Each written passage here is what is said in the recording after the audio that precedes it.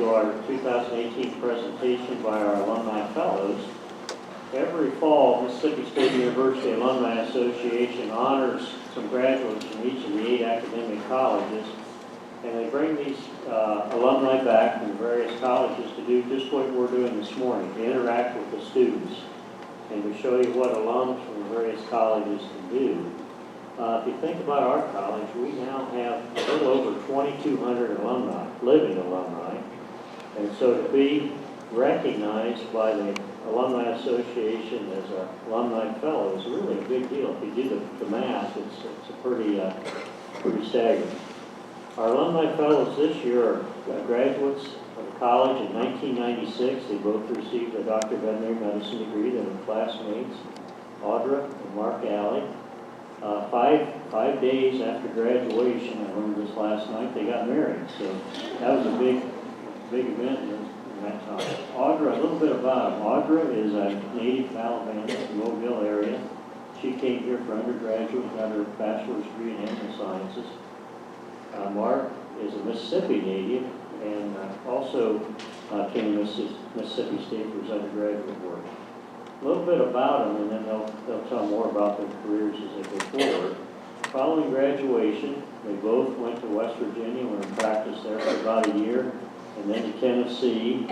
And then after some time there, they moved to North Carolina, where Audra worked for a while in practice and then became a practice owner. She now has a 3-doctor practice in Morrisville, North Carolina, which is in the Research Triangle area.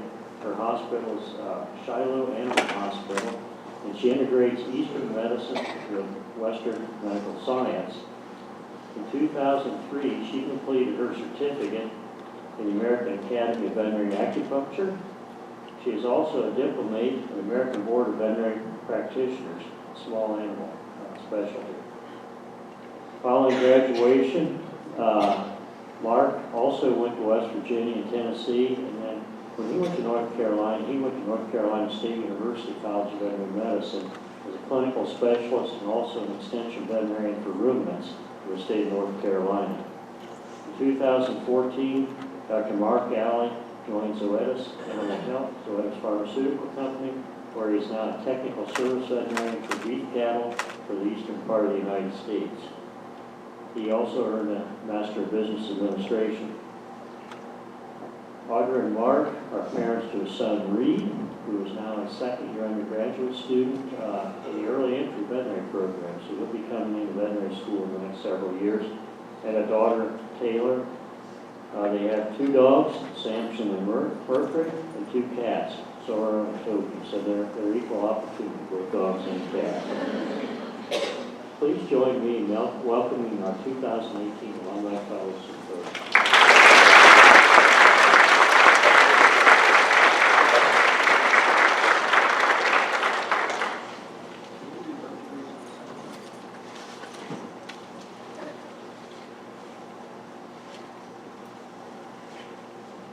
Test 1, 2. Does that work okay? All right. So this is our first time trying to do this as a pair of individuals up here. So what we're going to do is just try to tell you a little bit about ourselves, what we did, how we got where we are, some of the things that we've learned, and just to let you know that there's a lot of different opportunities out there for you, and hopefully give you an opportunity to ask some questions here at the end. Before we get too far in there, I want to make sure that we do some introductions. So my son is here in the front. I promised him that I was going to do my best to embarrass him, so I can check that box off. The other thing that I have is my parents are here. So George and Judy Alley came down from, they came over from Dayton this morning and brought our daughter over so that they'd have an opportunity to hear us, because I think this may be one of the first times that they've actually heard us do anything anywhere close to this. So this is a huge honor. We greatly appreciate you attending, and hopefully we give you some ideas about things that you can do. So, all right. So first, what we thought we'd do is kind of do a little mini resume of each one of us, and then go from there. So I just want to tell you kind of how I got to where I am now. I was an early entry student. So I got my letter about early entry in 1989 in high school, came here for undergrad, got my animal science degree and my DVM in 96. Decided to get certified in acupuncture about 5 years after I had been out, and achieved that in 2001. Decided to open my own animal hospital in 2012, which is when Shiloh Animal Hospital came into existence. And then decided to become certified in canine and feline practice through the ABVP group. And then last year finished my chiropractic training through the Integrative Veterinary Medical Institute. So I have been in private practice from 1996 until now. I have worked in a variety of practices, anything from a 1-doctor practice on my own to a 10-doctor practice in Raleigh, North Carolina. So that's kind of how I got to where we are now. I'll tell you a little bit about myself. So, as you can see, I was not smart enough to get in the early entry program, so I did not go through that route. I did spend 1 year at Holmes Community College in Goodland, Mississippi, and then I transferred to Mississippi State because my goal in life was to become a veterinarian. Primarily, just like all of you, is you like animals and you don't like people, and we'll talk more about that, challenges that creates as you go along. But there were some other things there that Augur kind of left out. Is there were a lot of things that they taught us in vet school. In fact, when we first started and we got here, one of the biggest things they said is, whatever you do, don't date anyone in your class. So along with some other things that we probably did that we weren't supposed to, we did begin dating. And then I also have an interest in finance and understand a little bit about money, and we were interested in getting married, and we got a very, very important note from her father. And her father said that I will continue to pay for everything for vet school for you until you get married. So that made it very, very simple for us that we were not going to do that. So, Hence the 5 days after graduation. Hence the 5 days after graduation. So the other thing is, I was sitting in your role, and if someone had ever told me that I would ever have an opportunity to teach in a college of veterinary medicine again, I would have told them they had 3 holes in their head and antlers growing out there both ears. So I did get an opportunity to do that. I learned a lot about the technical aspects of being a veterinarian, being in private practice, and one of the shortfalls that I felt like I had was I didn't understand the business side very much. And I had a department head when I started at North Carolina State that allowed me, as part of that, to go back and get a master's in business administration from the University of Guelph, which I really, really learned quite a bit about while I was doing that. And while I was there at NC State, I was fortunate enough to actually win several teaching awards, and I think a lot of that came from having the faculty that I have here that instructed me as I went, and hopefully did some of the same for some of those students there. And then I started working for ZOS. I'm one of about 14 technical service veterinarians across the state, or across the country. I primarily cover from West Virginia or Maryland down to Georgia. Officially, I have up to Maine, but I pretty much stay east of the Mississippi, looking primarily at cow-calf and stocker backgrounder operations. And to get to the point about people, one of the things that I felt like was very important for me to do to understand a little bit more about people and the importance of that communication is I did get certified to be Myers-Briggs, and we incorporate that into our practice there at Shiloh. Now, when you look at pictures of a family and you read those resumes, you say, you know, that's pretty impressive. This is us at Destin, Florida. We've been going down there since I was a kid. This was about 2 or 3 years ago. My kids don't know anything else except for those white sand beaches. We're pretty proud of Reed. Again, got another check mark so I can make sure I get very good and embarrassed while we're here. So if anybody wants to give him a hard time, that's what we'll do. And then I felt like it's important for us to kind of, I think that was the last time we were on that stage, is right here. So does anybody know the difference between a fairy tale and a cowboy tale? So a fairy tale begins once upon a time. A cowboy tale begins, no shit, this really happened.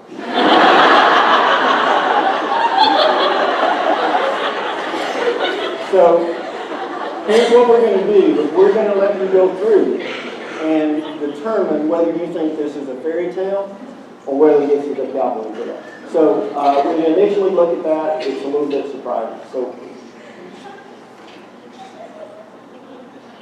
we started out, like Mark said, I went off my parents' payroll when we got married, so we needed jobs. We needed jobs immediately after graduation, and we needed jobs for both of us. And we found them in West Virginia, which was a little bit of culture shock for both of us, and we learned a lot. And one of the best phone calls I got in my first year of practice was from this large animal practitioner asking me, how do you treat a rat for rat poison? Because one of his clients had a pet rat that had accidentally been poisoned.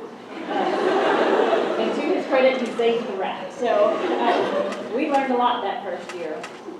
And so our first one was when we told our parents, we're going to get married 5 days after we graduate, and we are going to move to West Virginia. And a very small town in West Virginia called Logan, in the heart of coal country. And I remember learning that, most of the vaccinable diseases I will not see. And one of my first patients when I got to West Virginia had distemper. And I asked her, had he had his vaccines, where are we in that series? And she asked me, what is a vaccine? And so I knew that we were going to have to kind of reconsider how we educated the clients there. So it was an adventure for both of us, I believe. So the other thing I'll tell you about that is that I went through all of vet school, and I was going to do cows. I was only going to do cows. There was no chance I would ever do anything but rabies vaccinated dog. That first job in Logan, West Virginia was 99% small animal, and I began to regret having not paid very close attention to some of those small animal classes. So I'll encourage you to pay attention to those. We also got a chance to live in a cottage. It was called a bungalow. The best part of this picture is in the bottom right-hand corner. Our address was 407 and a half. We lived in the half with our cats. So it wasn't quite what we imagined when we were told that we were moving into the veterinarian bungalow. And the second day that we were there, the veterinarian that had hired me told me, good luck, I'll see you in a year. And he had broke. So I saw him maybe once or twice throughout that year. And learned a lot of things the hard way, and really relied on some of my professors here who, to their credit, would pick up the phone when I called and said, I have a dog open on the table and I need you to tell me what to do with it. And they would walk me through my first splenectomy or whatever. And you learn that you can do surgery with a textbook on the table as long as you have someone turning the pages for you. So you can't be afraid to try, right? When you guys get out of here, you're going to have all the knowledge you need. You just have to trust yourself. We learned to rely on each other, rely on some of our professors here that were good enough to get on the phone with us. And we survived a full 365 days, and then we left. So we probably ought to tell you a little bit about our contract negotiation that we went through for taking this job as well. I don't know if it's a negotiation. We were, we really just didn't know any better. And we went and interviewed for the jobs, and we fit the bill for what they needed. Which was a pulse. So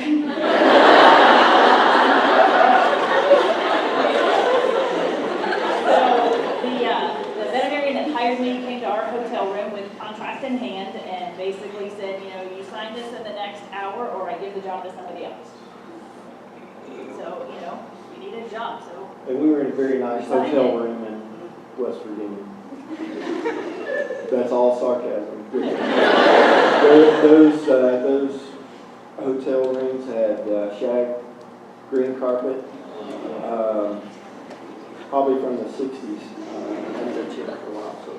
I think one of the first lessons we learned is that when someone offers you a really, really good starting salary as a new grad, be suspicious.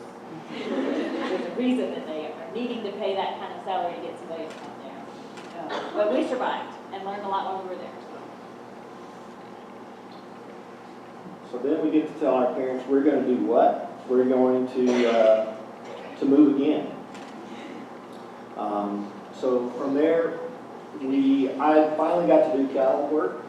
I went to a two-person large animal practice. I was living the dream. I wanted to be James Harriet, and I thought it was the greatest job in the world. I was in the truck. Let's see, the first year we did, I drove about 60,000 miles the first year doing calls. The next year I did about 45,000. That 15,000 difference was being lost most of the time. We did about 40% of our work was dairy cattle work, smaller dairies. We did a lot of beef cattle work, herd work. We processed a lot of calves. We got an opportunity to be very, very good at what I consider the common things, and that is diagnosing animals, treating animals, surgeries. The skill sets that we achieved there were great. That was actually our first house that we purchased there. We were very, very, very happy about that. And anybody that's newlywed is not really interested, or at least some of the males are not interested in having kids yet, as you're trying to figure out how to pay for everything. So you get a new house, and of course the important thing is you get 2 dogs, so the wife is not interested in having kids. So that is Scout, the Labrador, and Chief is the Jack Russell Terrier. Those were my 2 companions that they rode in the truck with me on 75 to 80% of the calls that we went on as we traveled the country being lost all over Greene County, Tennessee. One of the things that Mark didn't mention, as far as when we say we want to do what, is that when we agreed to follow the dream of Mark being able to get to do what he wants, we also agreed to about a 40% pay cut after having only been out of school for a year and still carrying some student debt. So it was worth it, right? At some point, you kind of have to decide, do you want to do what you want to do, or do you want to make what you want to make? Luckily for us, in the long run, it works out well, but you'll kind of see a theme here that every time things get comfortable financially, I decide we need to do something different. So the dogs only lasted for a couple of years, just until we decided we needed to have children. So Reed came along in '99, Taylor came along in 2002. And it was good. It was a great place to have the kids. When I was pregnant with Taylor, we realized that there were some developmental issues that we were going to need to deal with, and I realized that I couldn't provide her what I needed to in that town. It was a small town of about 15,000 people. And I decided we needed to do something more for Taylor than what I could do for her there. So we had some conversations about it. I was of the impression that we were in agreement on this plan, and so I moved forward. So I told you I did a lot of ambulatory work. So I was working about 60 to 70 hours a week. I had every other Sunday off, whether I needed it or not. And a lot of times, even when my official time that I was done ended, I would have emergency calls. So some of you that are on the bovine side may have been involved with the listserv, and they'll do job advertisements in there. And I was reading through that, picking up some knowledge, or hopefully maybe some opinions anyway. And I left that open as I left to go on a call. And they had a job opening at North Carolina State at the College of Veterinary Medicine. They were looking for an ambulatory clinician with a 1-year appointment that was going to do primary dairy work, take vet students, put them in a truck, go and visit farms, palpate cows, those kind of things. And I thought, wow, that's pretty interesting. Well, I got back, and that Post-it note was on the computer screen as I was cutting everything off. And the Post-it note said, be sure to read over your resume. You've applied for a job at North Carolina State. And everybody thinks that's actually a tale, and that's actually not true. It is actually a fact. It was a good job, and he was well qualified. And we think that there were other people that applied for that. We're not sure, but anyway, again, it may go back to that same thing. I may have the qualifications of the pulse. That was needed. They were in a difficult position and they needed some help. So we moved again, and we moved to Cary, North Carolina, which is where we currently live. For those of you that have not ever been to Raleigh or that general area, it's a very urban area, a very growing area. Research Triangle Park is there. There's a lot of biotech companies. There's a lot of people that end up coming in. And as a result, Cary is actually stands for, at least for all the people that are moving in, it's spelled C-A-R-Y, and it actually stands for the containment area for relocated Yankees. That we've had a lot of opportunity to kind of learn about while we've been there, especially somebody from Mississippi. So to go back to the financial side of that again, now I'm taking a job where I'm cutting my pay again, about 50%, because I had actually got it built up and back above where we were when we were new grads. So I'm going to take about a 50% pay cut to come to North Carolina. And the other part of that, my wife, who is also an income earner, has no job.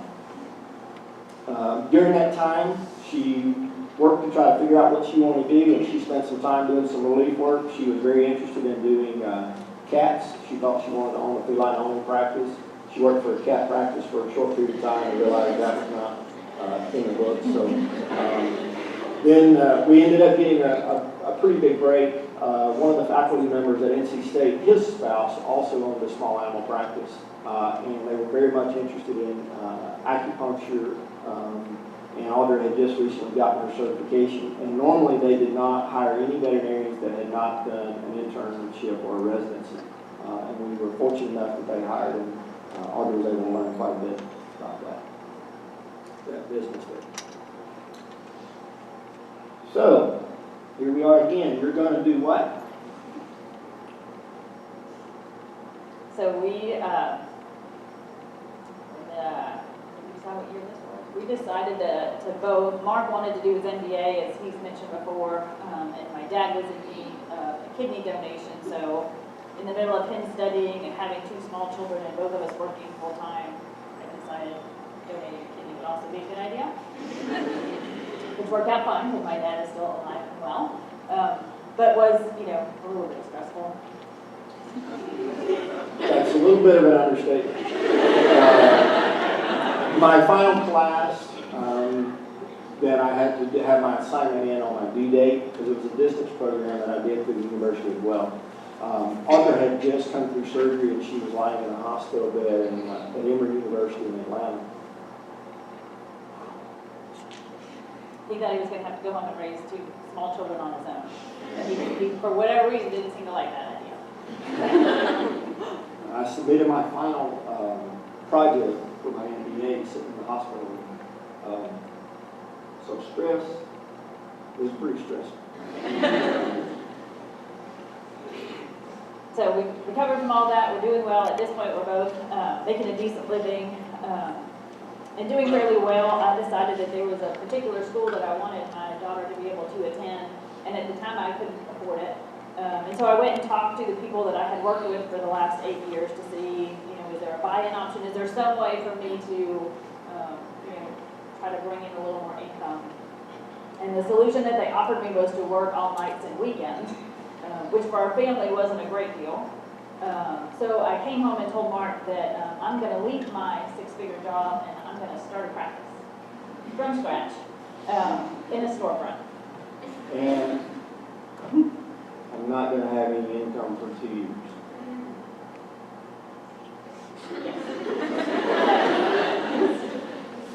So we cut our income again.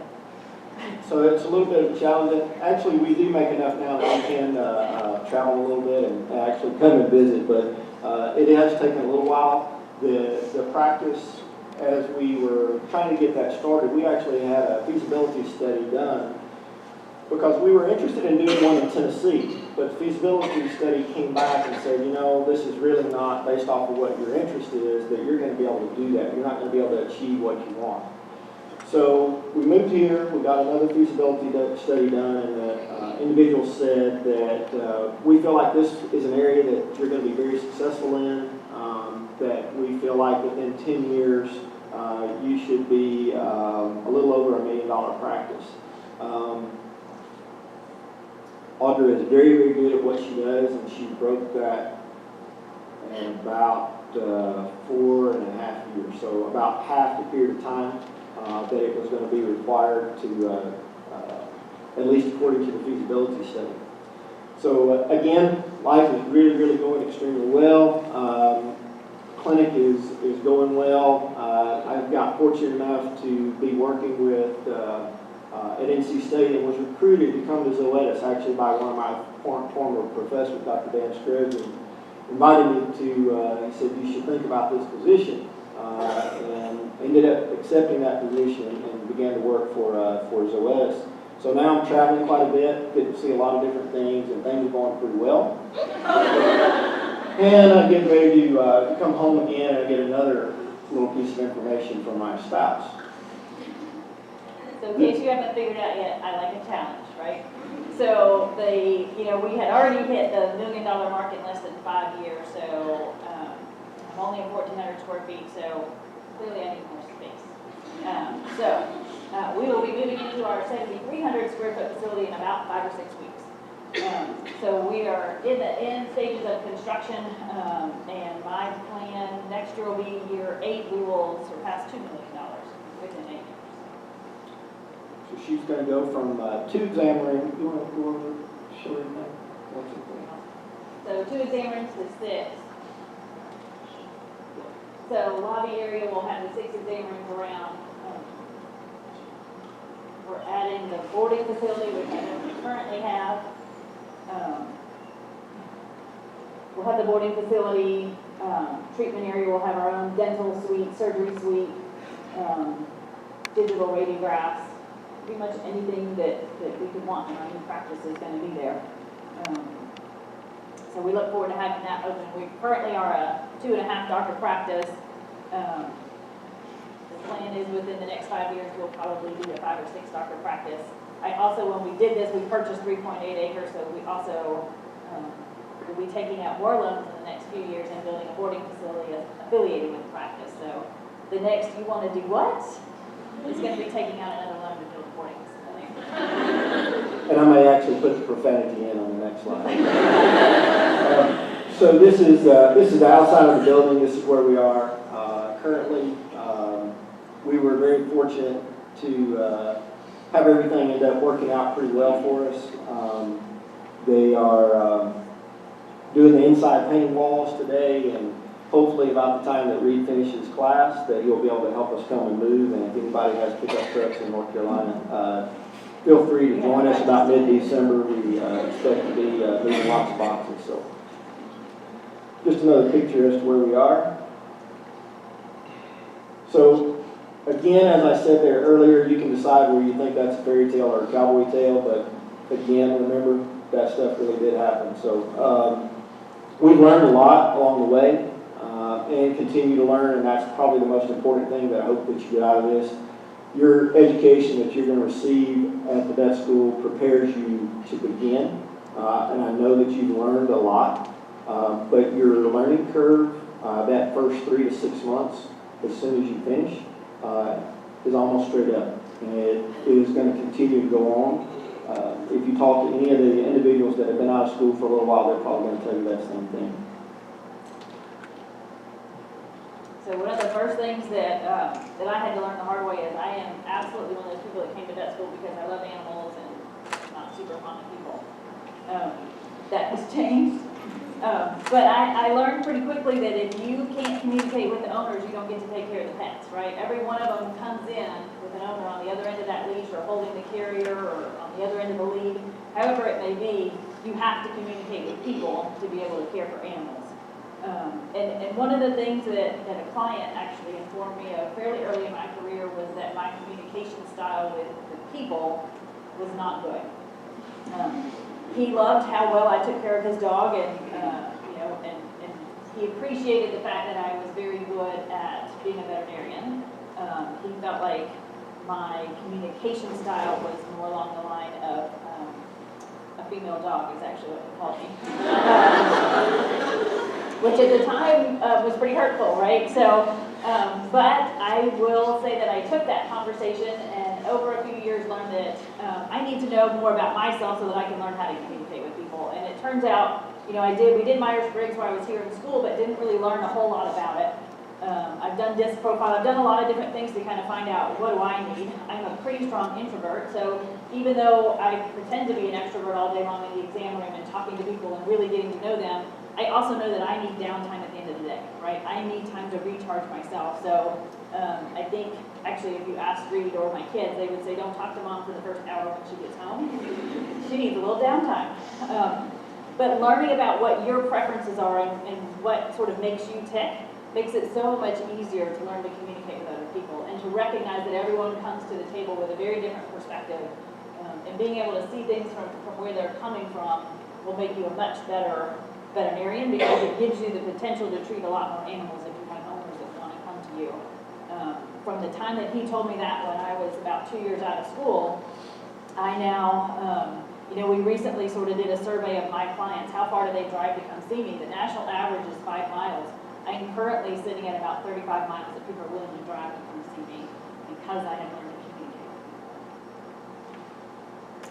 So this is the part that I'll encourage you. Everybody here, you're going to have a different personality preference. You're going to have a different way of doing things. The odds are pretty good that there's probably a faculty member or a mentor or someone that is out there that is going to communicate very similar to what you are. Identify who those individuals are and use them as your way to get to where you want to be. The other thing that I will encourage you to remember is that the individuals that you're meeting here today are going to be people that you're going to be able to talk to for a long time, unfortunately or fortunately. You are occasionally going to meet some people to cry on their shoulder, but you're also going to meet some people to kick you in the rear end and get you moving in the right direction. I'm fortunate enough that I actually have that built in with my wife, and we probably do a lot more of the kicking in the rear end than we do the other parts, but find how that would work. We did also learn something very valuable. We went through all of our clinical rotations except for about 2 together, and we learned a valuable lesson. We learned that we could either work together or we could be married, but the odds of us doing both were not good. So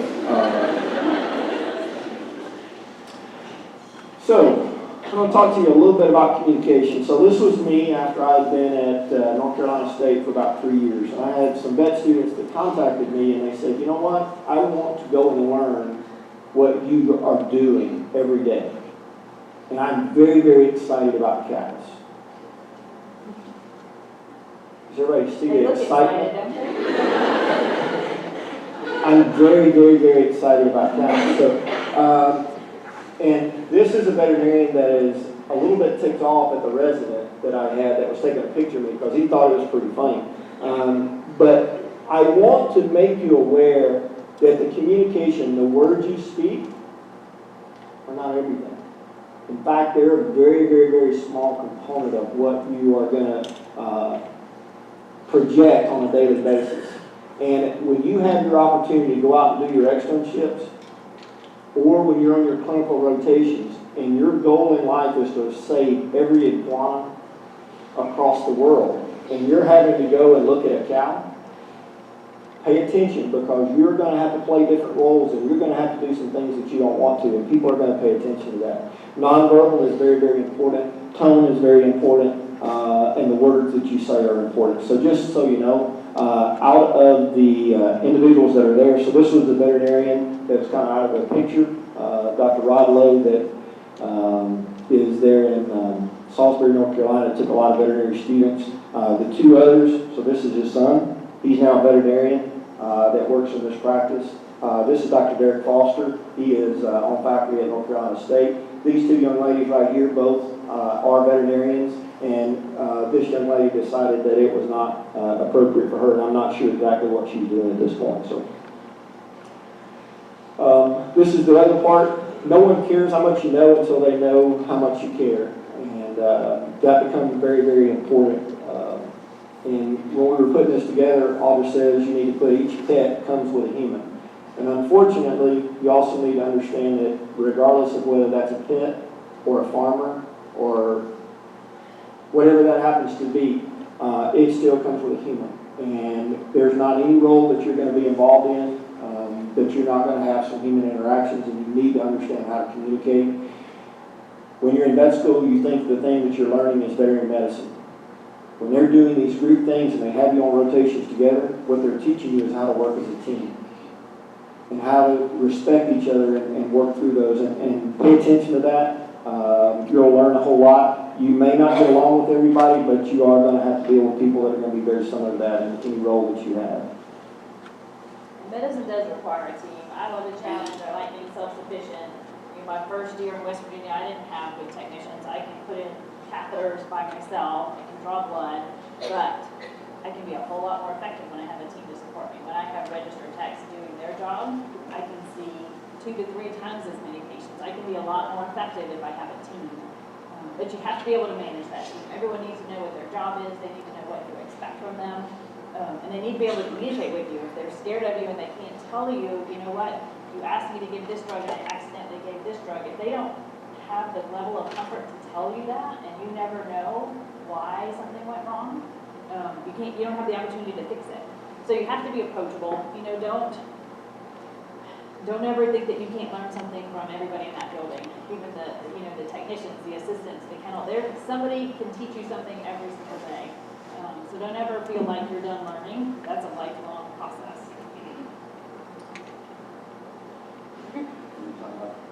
So, trust to me is more important than communication, or at least equally important. Think of that trust as a trust account, just like a bank account. You can make deposits, you can make withdrawals. Some examples of what we think are some of the things for building trust, or understand the individual. They got a reason for doing what they're trying to do. Attend to the little things. Keep your commitments. That little lie that you tell that technician, I'm out of the office now, I can't take that phone call, and the person is sitting out there in the parking lot and sees you walk out of the building, you just lost a tremendous amount of trust, and it takes you a long time to build that back. And then I'll kind of go over this, and we'll move along here, so we'll make sure that we get you out of here on time. So when you graduate, and hopefully it's when you graduate, well, what I've seen and what I've learned is that there are a lot of stages of a career. And I had an opportunity to listen to Dr. David McClary, who's just recently retired from Alanco as a technical service veterinarian that was at Auburn. And he gave his presentation, and I told him, I said, I need these slides. So the way this ends up working is that when you start out, you're not going to be very good at your job. And I don't care what anybody tells you. But the cool thing is you're going to be very enthusiastic because you just worked an extremely long time to be able to get there. And hopefully, as you get more experience and you have the right mentorship and you have things that are there, you're going to get pretty good at your job, and you're still going to be enthusiastic. Unfortunately, what you will then see is that you'll see people that are becoming a little bit, they're good at their job, but they're not very enthusiastic. They're not very enthusiastic about veterinary medicine. They're not enthusiastic about life in general. And eventually they get to the point where they're not very good at their job and they have no enthusiasm. So the goal that you need to consider is how do you go about not reaching that? And a lot of people look at that and they say, that's all as a result of people that have been doing it for a long time. In the current role, I've seen individuals that have been out of school for even 2 years. And they're already down here in this bottom quadrant. You have an opportunity to identify those when you do your externships and you spend time with those individuals. Find people that are doing this, and how do you get back to that? And what we found is the best way to do that is to recreate yourself, which means that you're going to have to get uncomfortable. There are going to be some things down here in that quadrant you're not very good at, but you're going to be learning about it and you're going to be enthusiastic, and that allows you to add additional things into your repertoire of things that you can do, whether that is moving toward learning a new surgical procedure, some kind of communication, going to talk to somebody about finance. And this is the other thing I would encourage you. When you get ready to go look for a job, think about what you can do for that particular operation. That's how you're going to set yourself apart from all the other applicants that are going to be out there. And I love this quote. It says, whenever you lose interest in being better at something, chances are you've already stopped being good at it.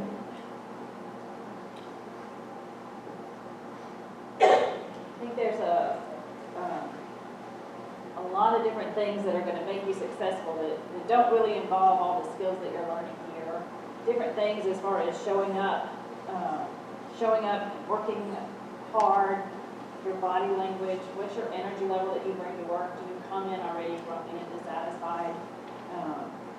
How coachable are you? Are you willing to have people sort of sit down with you and talk about ways to improve? When that client sort of gave me my come to Jesus talk, I wasn't very coachable at the moment. I didn't want to hear that. But I've learned. Be prepared. Come into an interview being prepared. We're interviewing veterinarians right now, and it doesn't cease to amaze me how many that come in that haven't even bothered to go to the website and even find out what we do or what we're about. So be prepared when you go to these interviews. Do the extra. If the technician is having a hard time getting in a catheter, I'm fine putting in a catheter. Don't make them feel bad for coming out there and saying, we're having a hard time getting this catheter and you come give me a hand. It's easy. I have a million other things to do. It's easy for me to just kind of sigh and roll my eyes and say, sure, if you can't get it done, I'll do it for you. That doesn't really help anybody. That doesn't make them want to come get you next time.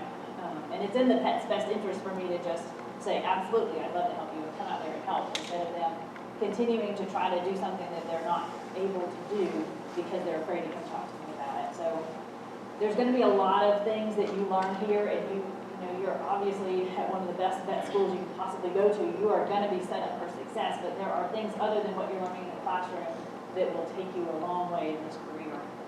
And don't ever be afraid to try something new, right? Like taking on acupuncture, taking on chiropractic, deciding I wanted to put myself through the challenges of getting board certified.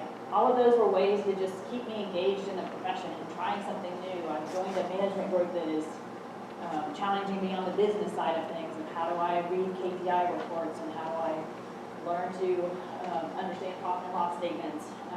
So learning something new and accepting that as you're learning it, you're going to feel like you have no idea what you're doing. And here I am 22 years out, and I'm in chiropractic class trying to remember, is this vertebrae in the cervical or the lumbar? I don't remember. And so literally sitting down with those bones again and trying to remember all that, and what muscle attaches where, and how do I rotate this. It's challenging, and it gets you excited in what you have to do on a daily basis, and what you can offer these patients that walk in your door. What different tools do I have that I can offer to help make them better? So one of the things they had requested was to kind of give you an idea about some books, and the last thing you want to think about is books. But here's some examples of some books that we think are been very helpful for us, and you'll notice that we don't have the same books on our list. But considering some of these, and there's a lot of other ones that are out there, this one helps me very well at home as well. So, and this is probably what we like to probably close with is understand, don't fear failure. Failure is going to be how you frame it and how you think about it in your mind. Everything that you see is not going to be perfect. You're not going to save all the animals, and regardless of what you do. But you can do your best, and even if you do make a mistake, hopefully that next time you don't continue to make that same one. And then we're going to have a special thanks here. We started trying to put together a list of all the classmates that helped us even after we graduated, and what we thought we would do is just put that up, but we were afraid we were going to leave someone out. So there's a lot of people in that class that are very, very helpful for us. There's a lot of faculty. Dr. Wayne Groves had a huge impact not only on my veterinary career, but got me involved in AVMA. Got to do a lot of stuff there. Dr. Strug is now a colleague of mine, and I called him even when I was in private practice, and now I still continue to call him even with Zoetis. Dr. Ingleton, Dr. Rathwell, Dr. Bruce, and Kevin Clark. We had two Dr. Clarks while we were here. Dr. Fleming, Dr. Langston, Dr. Kernan. There's a whole bunch of them that were very helpful.